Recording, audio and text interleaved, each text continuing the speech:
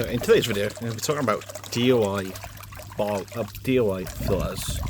They're better than the filters you can buy from your mechanic store, from your pond store. And the simple answer is yes and no. There is good things about it. Actually, no, I would say it's a yes. It's definitely 100% yes about doing DIY pond filters, as you could build a lot of DIY filters and you can actually do a lot more than the actual filters. This is my 6,000 litre pond. It has two DIY filters attached to each other. One's a bog filter, one is just the standard mechanical filter. So right now I'm just cleaning it out, just the reason it's taking a bit long to fill. But this has everything that you would get in a normal filter that you got. You got your sponges, you got your media, you got your frost. It's got your UV light, but the only difference is a lot more. Let me just show you.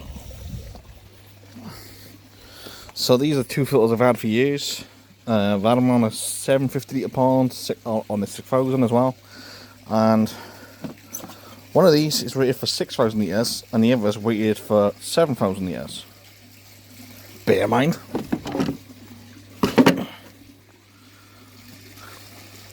the box is exactly the same size. How can a 12,000 litre filter box be the exact same size, the exact same measurements, same UV bulb as well, rated for two different size ponds? Like, to me that doesn't make any sense. Like, how is that even possible? That would be like using a 20 litre pump on a 400 litre tank. One of them is meant for 12,000 litres, one of them is meant for 6,000 litres.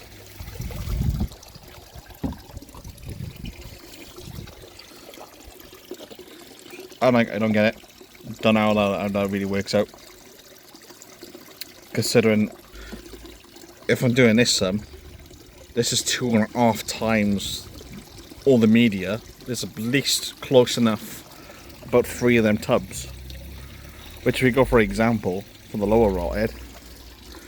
So if this is, if the lower bog filter, the lower filter which I bought was rated for a 6,000 litre pond, it means this is rated for 12,000 litres, not 18,000 litres. And if we base it off the 12,000 litre pond, it's rated then for 36,000 litres.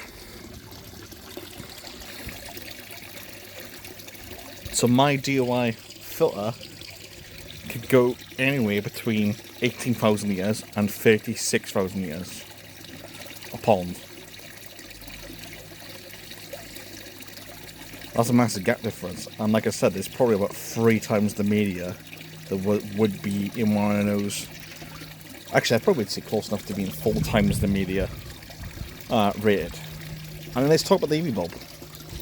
So the EV bulb line filters were 9 volts, which I'm currently using one of them on the 400 litre pond. And this one is a 36 volt. 36 volt. This does, I want to say, around about 32,000 miles. So yes, it's a little bit overkill for the size pond it is. But I do have a lot of fish. It is directly in sunlight, so going for that bit of higher upgrade. I was going to get 18 volt, but it was only a 10 quid difference between the 18 and the 36 volt. So I ended up just getting, put the extra 10 quid more, get a 36 volt. I think it's rated for about 36,000 litres. Something on my lines on top of my head, if I remember rightly. But you get what I mean. This is exactly the same media you would get. You still get your filter frost, you still get your sponges, you still get your media. Like, how does that work out? And then obviously then, I got the advent of having a bog filter, which is a natural filter.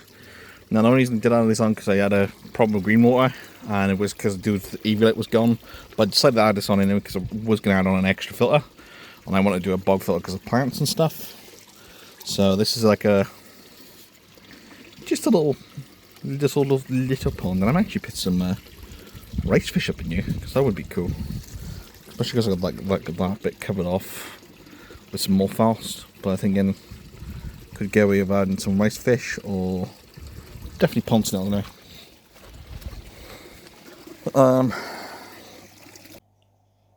So future editing Dafyd here. Super in the future. Couple hours later actually. So I was actually looking at see the price difference between actually buying your own and making your own pond filter. And believe it or not, I found this actual one which I bought a couple of years ago. And I've also priced up in all the different parts that would cost me now if it's going to rebuild in my filter for the pond. Exactly the same size box, or close enough to the same size box. Same as you AV light filter, same media, same sponges, same everything, essentially. Here's the filter box, 12,000 litres. It goes, at the moment, is on sale for 130, but usually goes around for 155. 155, 156. I live in the UK, so it is pounds, I'm afraid. So the most expensive spot would be the EV light for the filter, so 32 volt, which is 69, or 70 quid. Get a filter fastener on the tub, which is £5. The media then, which I've got one media on here, which I've got loads, is £40, which should be more enough to fill a box. Then I got the sponges, which I use quite regularly. Sometimes I get them cheaper somewhere else. And obviously the box, which is 16, which works out £150. Plus then I buy all the piping in from my local shop, which then is probably another 20 quid on top. So essentially that's 170 quid. So yeah, so looking at about 170 quid to build your own DIY filter box, and it's only essentially 20 quid difference, 50 quid difference, depending if you can buy the filter on sale. So build your own. So the exact same cost. As I did say in this video, it's about 250 quid to build your own, and actually it's really close. Really close, exactly the same price. But there we go. 3 times more media in your filter box, in your DIY filter box, than you would do in your standard filter boxes. It does work out cheaper, it works out more expensive, but yes, it works out more efficient. Like I said, if they're based on the fact of their measurement boxes can do somewhere between 6,000 litres and 12,000 litres, this box will be doing somewhere between 18,000 litres and 36,000 litres, which would be an overkill for this pond, which it is. That's just based on the fact of what they've been telling me. That's just based on the fact on them boxes they've been telling me. So going around doing DIY filters, and obviously this is my DIY filter, you can build it differently too, like you can literally just have a bog. So, let me take it down to my 400 litre pond. I can show my patio pond. So this is a patio pond, it's got a DIY bog filter, right in the middle there, running on a solar panel pump. Obviously, I'm going to put something in here, don't know what yet, put something in there. But yeah, that's a bog filter. My 400 litre pond runs on a bog filter. That's probably about a 20 litre bucket with a lot of gravel and rocks in it, and it keeps the pond super crystal clear. Sorry about the dog poop. Keeps the water super crystal clear.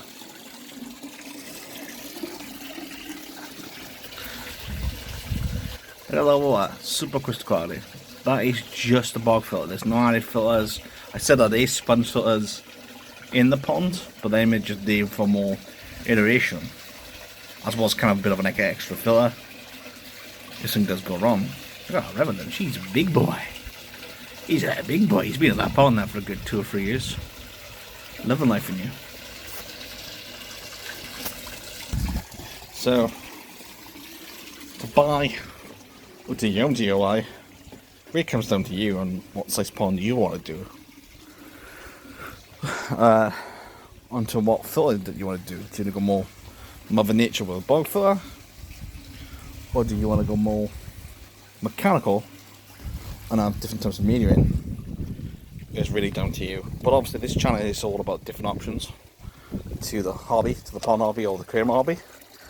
And sometimes DIY does work out cheaper And obviously in the long run, better too. Can't even lie about that. Can't even lie. But yeah, let me guys down below. Do you go buy? Do you buy your own filters, or do you do DIY like me? But honestly, I rather do DIY. Cheaper. You could design them the way you want them to be. They're not cheap, but they can be cheaper depending on the size of the pond. It can be more effective for definite 100%, and I definitely have seen that with this pond in itself. Bigger for more money. But yeah, other than that, I'll see you guys in the next one. Bye for now.